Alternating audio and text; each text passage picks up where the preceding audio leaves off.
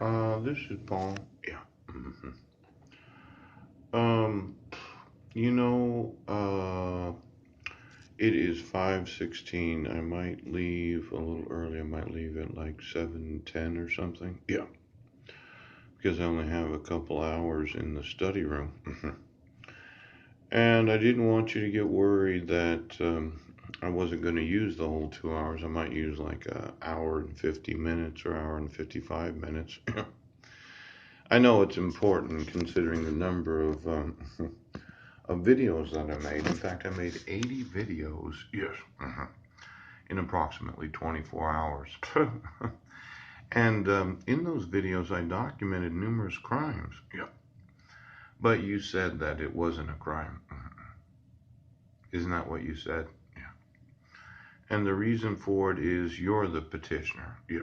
But she's not the petitioner. That the petitioner named doesn't have to sign it. Yeah. Because you're the petitioner and the petitioner's not the petitioner. You know, when I sent you an email today and I went through the glossary of the state of Washington Supreme Court website, and it seems that they have a definition of the petitioner. Yes. Is the actual individual that does the petitioning. Yeah. And you're probably saying the Supreme Court is stupid. They don't know what they're talking about. They put that stuff on their website all the time. It has no actual meaning. Yes. The definition of the petitioner or the plaintiff. Right.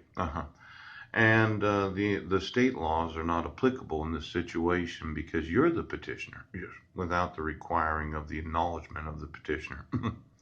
See, the petitioner didn't sign this. Yeah. I acknowledge receipt a copy of this order. Yeah.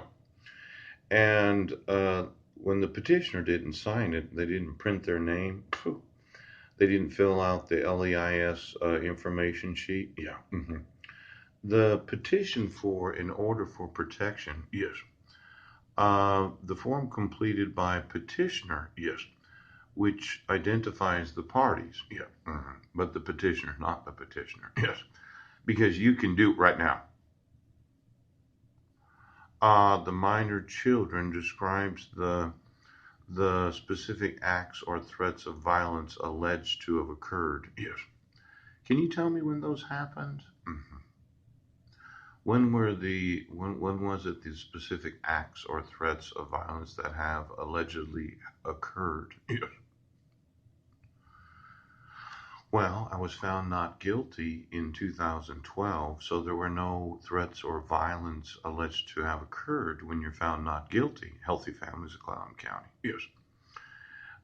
It couldn't have been what took place on Guam because the arrest and the court hearings were expunged. Yeah.